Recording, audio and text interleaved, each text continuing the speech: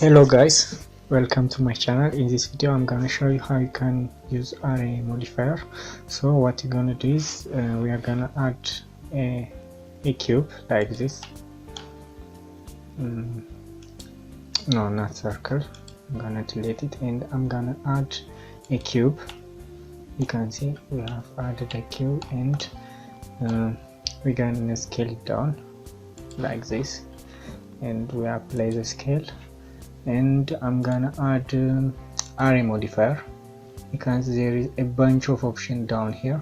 So fixed count means it will apply the count we set at this point.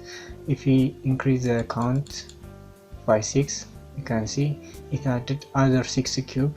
If you want to increase the spacing between the cubes, you can increase the x direction. You can see it will increase like that. And if you want to in the y and in the z, you can do this the same process. So the next is constant offset. Constant offset means if I tap it and if I increase the count, you can see it increases, and if I increase the distance of the x, you can see the x distance will be applied by meter.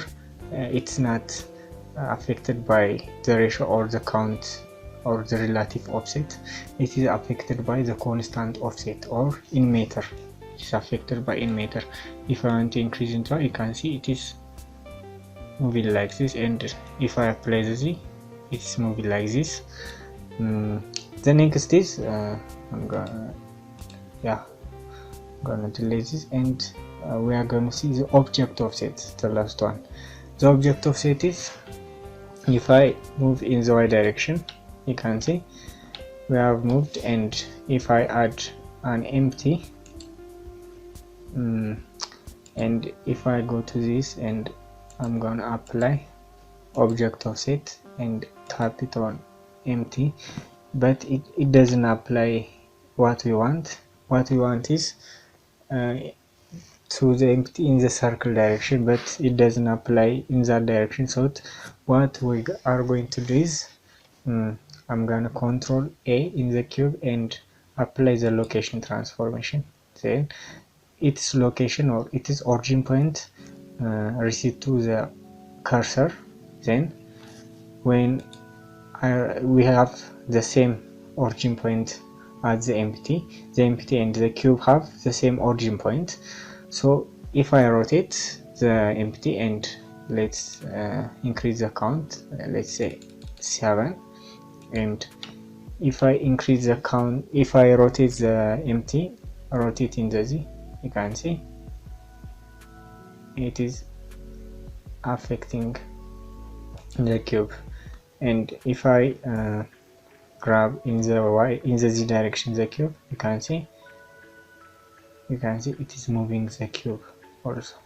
You can use this to make spiral stairs and different other creative things.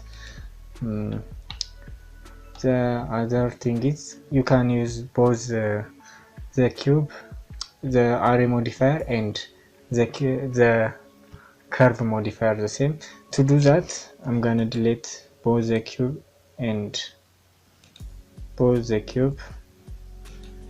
the empty, and I'm gonna add other cube, you can see, and I'm gonna scale it down and control A, apply scale, and I'm gonna add other curve,